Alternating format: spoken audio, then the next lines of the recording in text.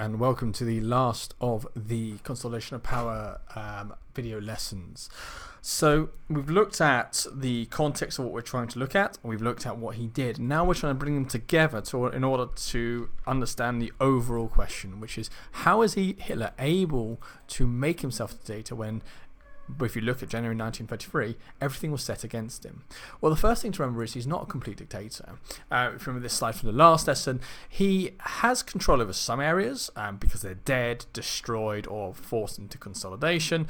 And there are other groups where he has an increased degree of control or at least influence compared to where he sat in 1933.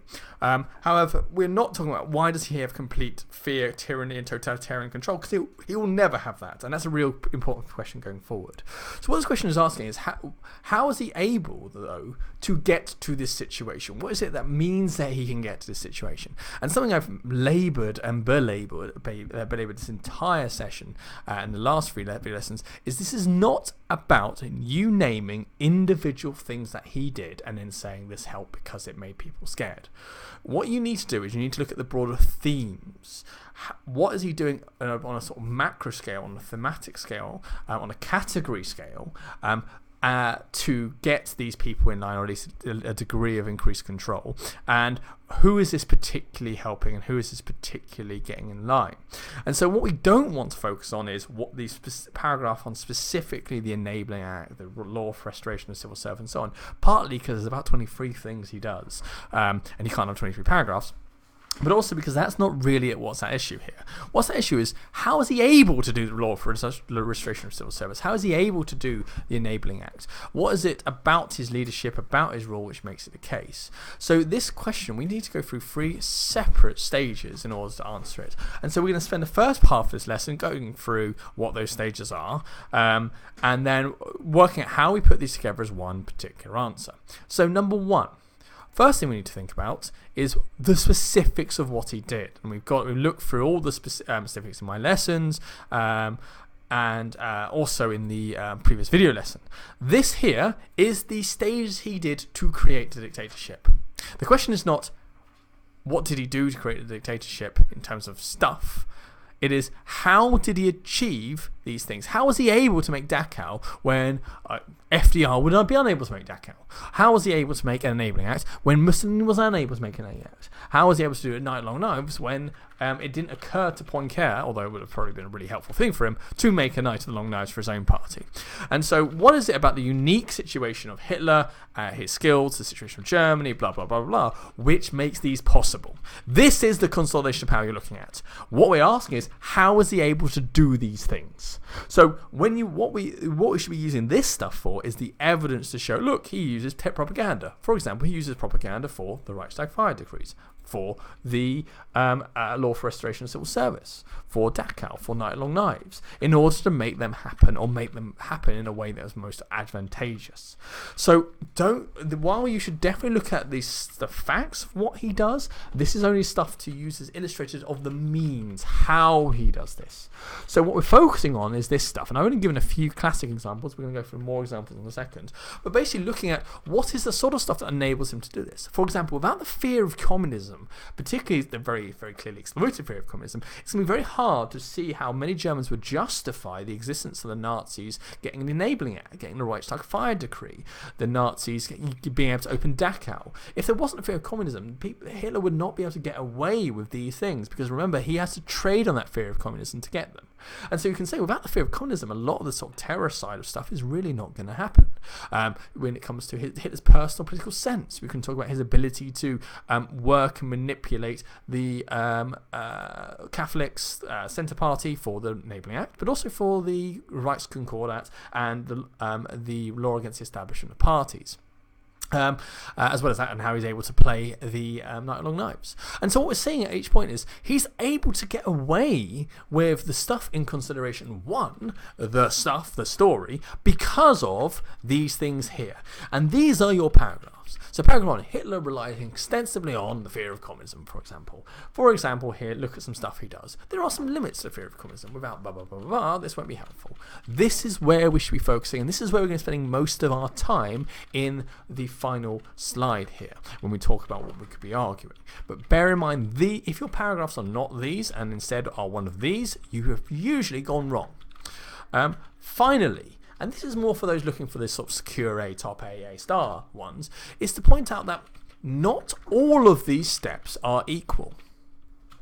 And one of the big things which may sort of affect how important it is to think about which group it affects. Because not all groups have the same threat to Hitler, particularly as time goes on.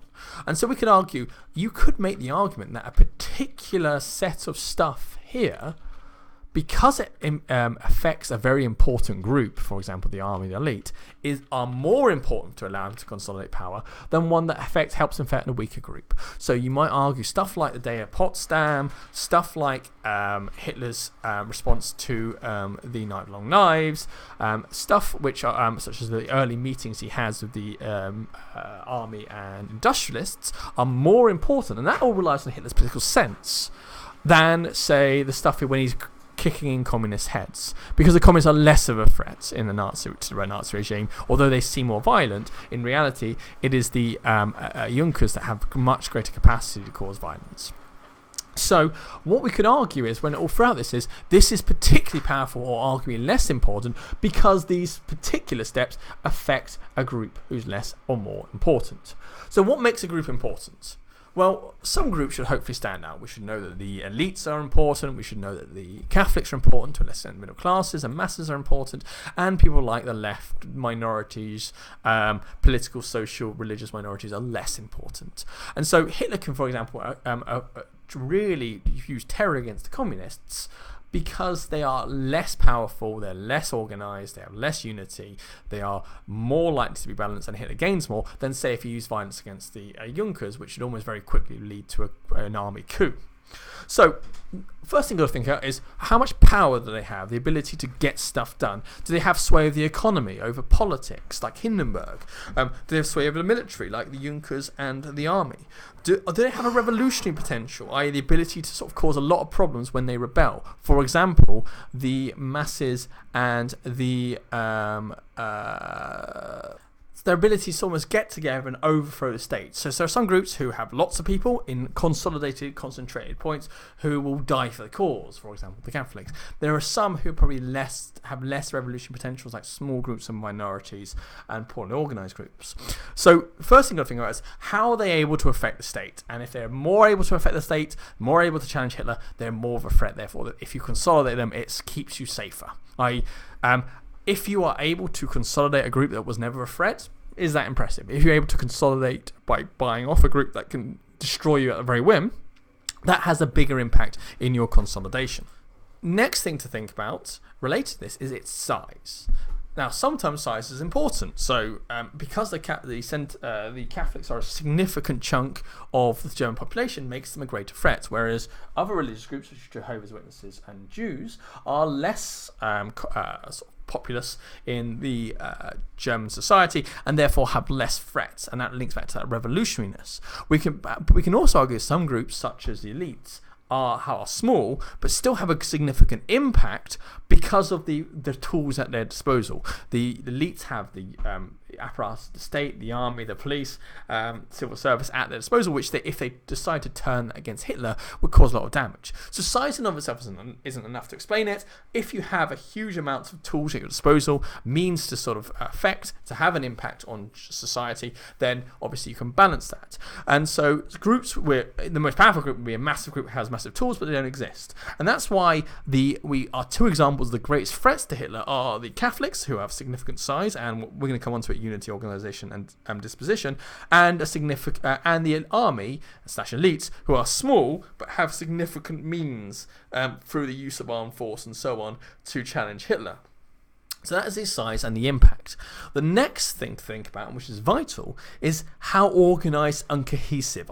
When they decide to do something, does everyone do it? Does it happen effectively? Does it happen all at the same time? Does it happen as it wanted? Or is it a disorganised mess? And the masses, for example, are weaker because although there are lots of them, they actually have fewer tools apart from protest and violence at their disposal. And there's no real one person to organise the masses at large. Whereas the church is a bunch of people, but because they have the institution of the Catholic Church, very centralised, very organised, very hierarchical, you follow your priest, the priest follows the bishop, archbishop follows the pope, and there's a lot more organisation and structure to it. They are more likely to actually use that, even though they're smaller. So you could contend that the average Catholic is more of a threat than the average German, despite there being more average Germans than average Catholics, because of the organisation. Without organisation and cohesion, you can't present a threat. And we can argue that one of the greatest problems of the communists is they lack that organisation, that cohesion, something we've mentioned in the past.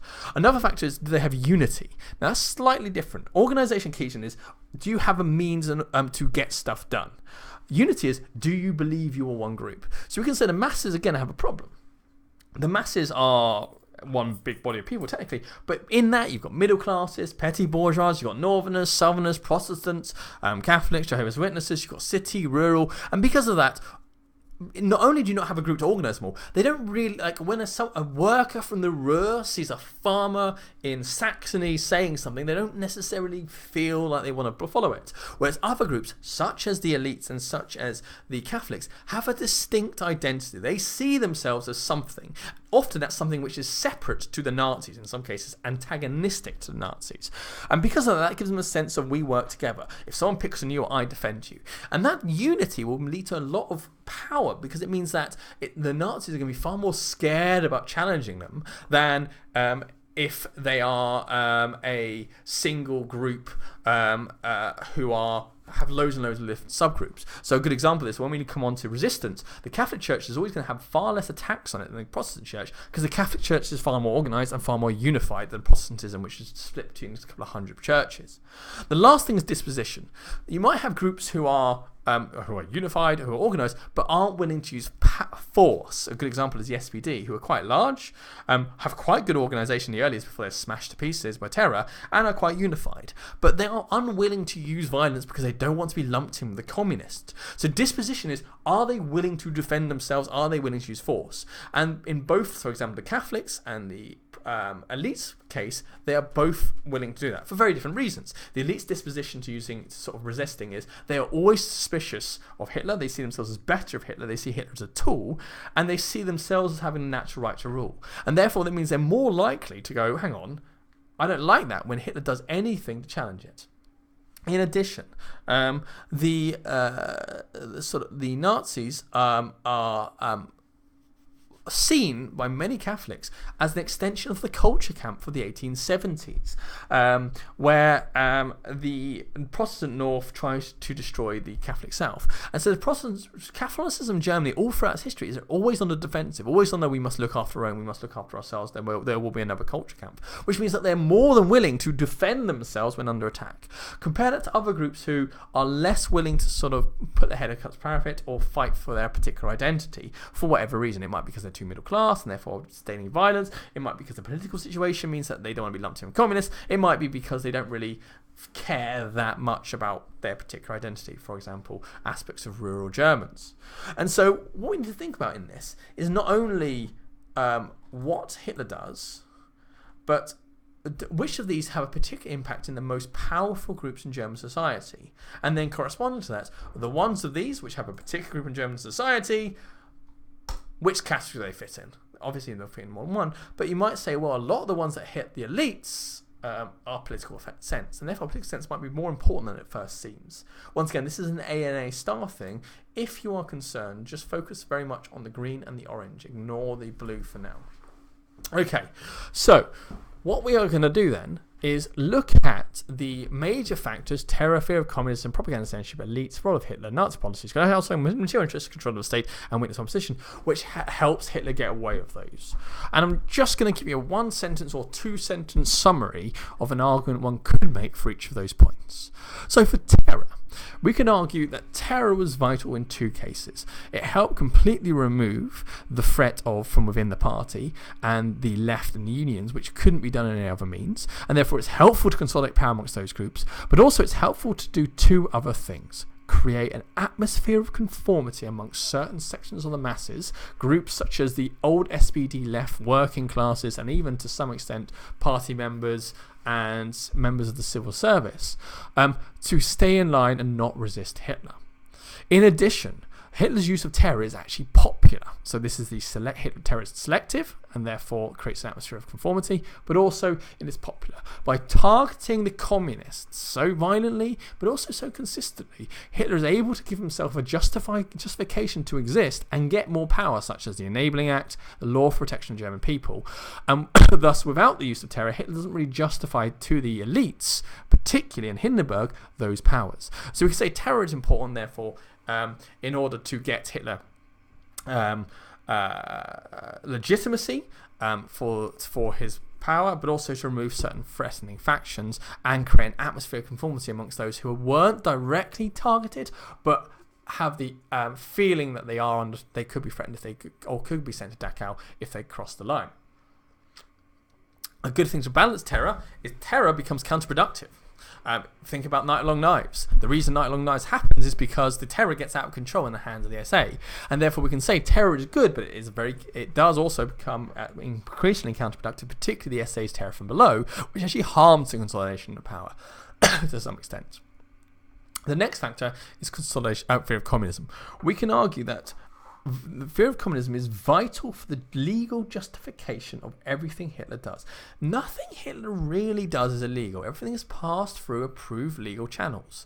Everything is given legally. This is because a lot of what Hitler does is wrapped in, we need this to deal with communism. We need this enabling law. We need this Reichstag. We need Dachau, blah, blah. We need to close down the trade unions, blah, blah, blah, blah, blah, because of the threat of communism. And remember, communism is viewed is not this sort of like left-wing ideal. It is viewed as we would look at a terrorist group today. It's seen, and if you can imagine, if 20% of your country voted for an organization which was about destroying everything that country is, socially, economically, religiously, culturally, blah, blah, blah, many people in that polarized climate are likely to support a more extreme person who they don't like, but they see as getting rid of that bad man that they don't like. So fear of communism is vital to justify, and you can argue without that fear of communism, reasonable middle class, church, and elite opinion on Hitler wouldn't be the same. It wouldn't justify a lot of the stuff that he's doing. We can also argue propaganda censorship is vital to sell elements of what's going on to justify the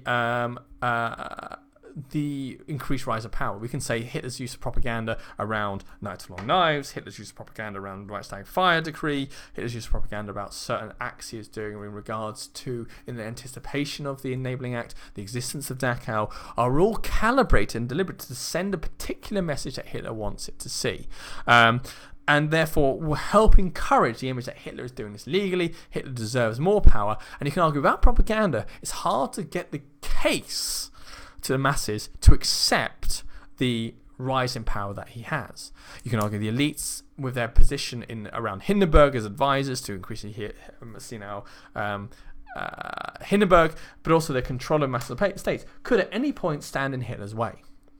And therefore, it's their tacit acceptance of these things through Hitler buying them off, which allows it to happen. At any point, elites can stand up and say no. And Hitler, as we've seen countless times, is constantly trying to appeal to them. And this shows their power, because Hitler doesn't like the elites. And he doesn't want to be a member of elites and doesn't see himself as a member of the elites. But the fact he has to kowtow to them so often really shows that actually, to some extent, he is incredibly weak. The elites themselves are somewhat agnostic about Hitler, but that fact that they see Hitler as someone that they control means that they allow him to do a lot of these stuff. They get rid of the MVP. They vote with him for the Enabling Act. They accept Night Long Knives and the fact that some small members of elites are killed in the process. And so we can say without the elites' tacit acceptance, very different to the fear of propaganda, terror, and fear of communism, this wouldn't happen. Next is Hitler. Hitler himself clearly plays a very clear card. He's very good at calibrating and changing his plans. As the failure of the March election happens, he very quickly identifies how he's going to get his power through additional means, by appealing to the elites. And Day of Potsdam, for example, and how he works with the Concordat of Rome and so on, really shows how he's able to slowly understand that he can't get power through just terror alone. He's got to try and buy off certain groups. And his ability to calibrate, be it his speech to the Enabling Act, be it his acceptance of the amendments to law to restoration of civil service around Jews who fought in World War I, and blah, blah, blah. He's able to constantly push he has a gut instinct where he can push and where he has to not push so much or accept certain sort of lack of challenges.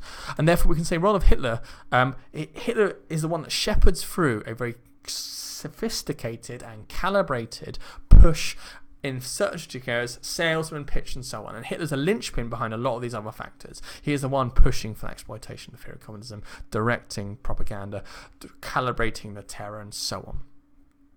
We can argue some Nazi policies are popular, particularly those around the fear of communism. This is probably less common, less powerful, less important, but you could still use it in combination with, say, material interest. And therefore, like the fact that many Germans actually do believe in German policies, reversal of the Treaty of Versailles, the response to the Great Depression, elements of Volksgemeinschaft, means that many people are willing to give Hitler a chance. And remember, the Nazis had 33% of the vote before they got into power. This means there's a big chunk of the masses who's willing to let them go along with it and let them accept a lot of this stuff because they see Hitler's achieving their aims. And when we talk about masses, never forget that these are not people who are like scared of Hitler and they hate Hitler. There was a lot of Hitler supporters amongst them. Gleichschaltung, as we mentioned before, is vital to remove two things: sites of opposition and civil society.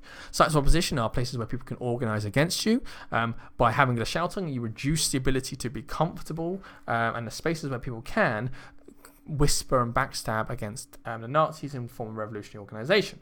In addition, by removing most places where you can have independent thought and replacing them with Nazi-sponsored ones, means that either you have to go to Nazi-sponsored ones and just either boringly listen to what they're telling you, or just not go at all and just have no independent counter-argument to what you've been hearing. By removing those sites of opposition and that civil society, you are reducing the ability for the masses and the people to organise and counter against you. Bear in mind that the elites and the church still keep their areas of resistance, their private members clubs, their social gatherings and so on, and also their churches and church organisations for the most part, partly because Hitler's too weak to take them on. So this Gleichschaltung works for the average German, perhaps doesn't work for these groups in particular.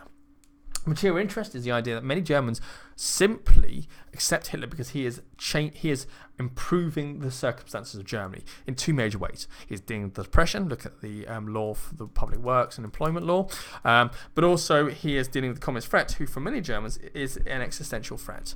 And therefore we can say, but because he is dealing with the Great Depression, he gives himself leeway, particularly by 1934, to make these changes, because many Germans are looking at him going, yeah, he's doing all these things, at least he is dealing with the problems that Weimar couldn't deal with in 16 years. And you can argue many Germans see the Nazis and see, actually, you know what, my emotional interest, my moral interest isn't happening, but my material interest, my stuff, me keeping my home away from communists taking it, or me having a job, that is improving. And through that gives Hitler some legitimacy that he knows what he's doing, and therefore by some goodwill, or if you want to show off, some political capital that he can then use to sort of keep people quiet, as people go, well, I don't like this, but you know what, he's got me a job, let's just keep it quiet from there. Material interest, remember though, still requires you to improve the economy. And deal with communism. And there's only so far material interest will go until people start going, actually, that's gone too far. You can also say that Hitler's control over the state, particularly after the law for restoration of civil service, was really helpful because, again, it meant that he could use the mechanism of state to spread propaganda, to collect information on dissenters and use the terror apparatus. You can it meant that it gave him more legitimacy, it gave him more money to do stuff such as Day of Potsdam and so on. And therefore, you can say, the fact he controlled the state, he was now in charge of the government, made a lot of the other factors much easier because he had the money, the institutions, the access, and the profile in order to get this stuff done. And finally, weakness of opposition. This is the argument that many groups, from the Catholics to the communists and SPD to the elites, did not see Hitler as a threat and therefore allowed themselves to be bought off by him. You can call that with Rome, for example, or their Potsdam. And the failure of the communists to fight back or unite with the SPD, and therefore allow themselves to be divided and ruled. The balance of this is obviously, in some cases, was if the communists did fight back properly, were they ever going to win? Probably not. And in other cases, to some extent, probably we can call it Rome was a smart move for churches. Is that weakness or is that just savvy politicalness? And it's very important with weakness opposition, you try and remove the benefit of hindsight from your answer. So, this essay, we need to explain that our paragraphs will be that orange. These are the ways and the means in which Hitler consolidates power. Throughout this, however, we're going to be using the greens to use as examples. So we say, for example, Hitler used his fear of communism quite effectively to extend his power. For example, for the Law of Protection of German People, the Enabling Act, and the Night of Long Knives, for some extent. And therefore, blah, blah, blah, blah, blah, blah, blah. If you're going for the ANA style, you can say this is particularly important because this is something which helps span support from the masses, the elites, and the church, all of which dislike the communists. The fact that Hitler deliberately targets only the communists means that these groups are on side. And also add a bit more depth to your analysis of why this helps in consolidate power and why is it particularly important. So, never lose sight. This essay is not for you not testing your ability to remember these. It's testing your ability to explain how Hitler was able to get to this situation, which is this. How was he able to do these things is the question. How was he able to do it? Because of the oranges. Okay, that is a nice quick run through. Next video lesson, we'll be going through the next question, which is terror versus popularity. Until that point, goodbye.